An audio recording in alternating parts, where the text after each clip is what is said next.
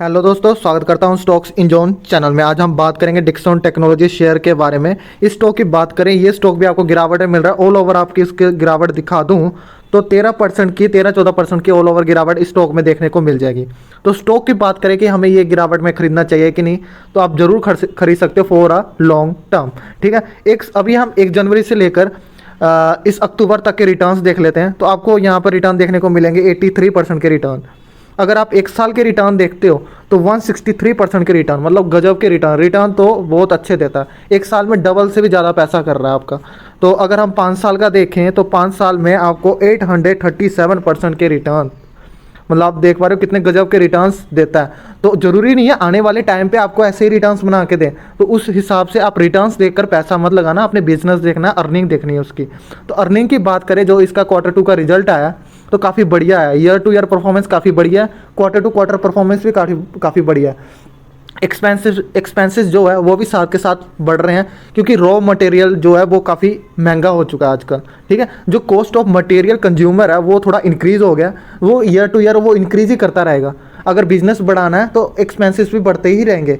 Raw material हमें चाहिए ही चाहिए। अगर हमने प्रोडक्ट बनाना है तो प्रोडक्ट बनाना है तो उसको सेल भी करना है। ठीक है, तो सेल करेगा तभी तो हमारी अर्निंग बढ़ेंगे।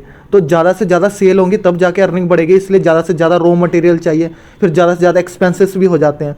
तो उसी हिसाब से हमारी जो अर्निंग है वो भी बढ़ती है।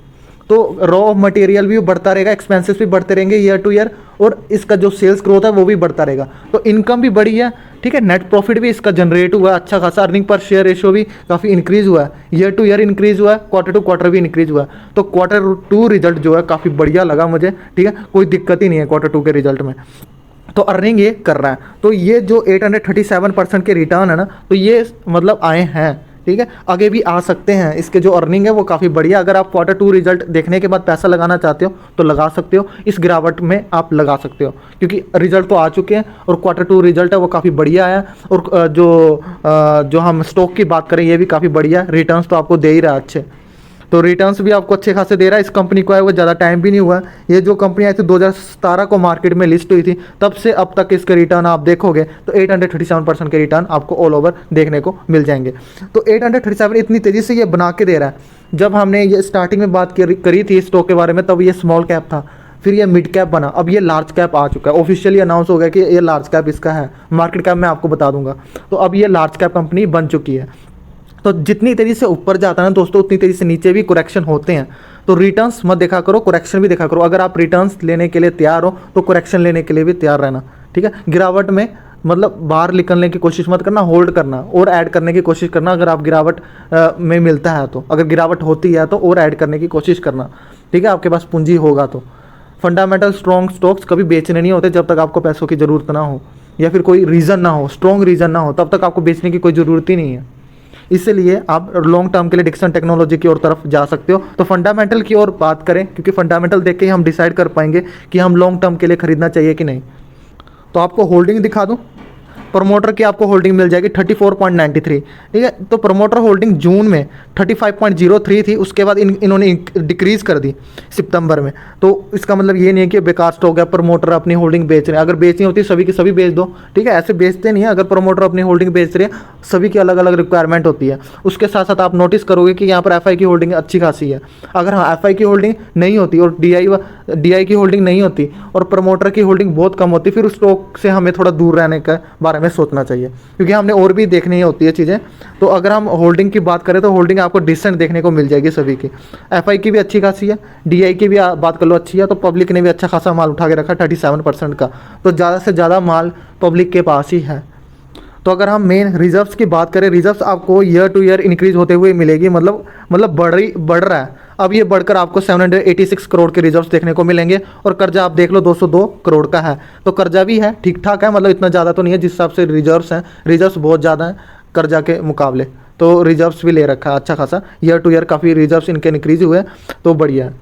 तो हम सेल्स ग्रोथ देखेंगे 2010 से लेकर 2021 तक। 2010 में आप देख पा रहे हो 655 था, फिर 580 हो गया, फिर इन्होंने यहाँ से इंक्रीज होते हुए आपको दिखेगा। 2014 के बाद इनकी जो सेल्स ग्रोथ है वो कंटिन्यूसली आपको इंक्रीज होते हुए दिखेगी, आपको कहीं भी कम होते हुए नहीं दिखेगी। तो 2021 में आप देख पा रहे हो सेल्स ग्रोथ जो है 675 है।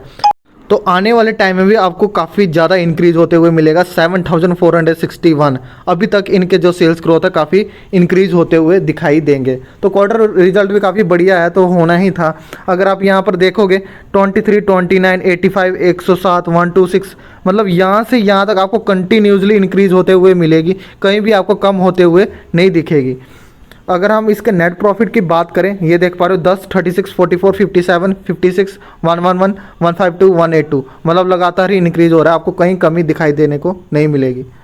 तो यहाँ पर मार्केट कैप आपको दिखेगा 29,288 करोड़ का। तो आपको ये आराम से अब ऑफिशियली अनाउंस हो गया कि लार्ज कैप कंपनी बन चुकी है, कोई दिक्कत की बात है नहीं। तो करंट प्राइस की बात करें 4,994 का है, और जो हाई गया था 6,244। तो आपको अच्छी खासी गिरावट देखने को मिल रहा है, आप देख पा रहे हो। तो 1000 का गिरावट आराम से आपको 13-14% की गिरावट है, तो इस चीज़ का आपको फ़ायदा उठाना चाहिए। स्टॉक पी की बात करें 161 है, बुक वैल्यू की बात करें 136 है। तो डिविडेंड भी आपको देगा 0.02% का, और ROC ROE आपको ठीक ठाक देखने को मिलेगी। तो ऑल ओवर इस कंपनी के बारे में कहूँ तो आप लॉन्ग टर्म के लिए ज़रूर बन सकते हो, ठीक है, कोई दिक्कत की बात नहीं है। Q2 रिजल्ट भी काफ़ी बढ़िया है, और इसके जो फंडामेंटल है ठीक है।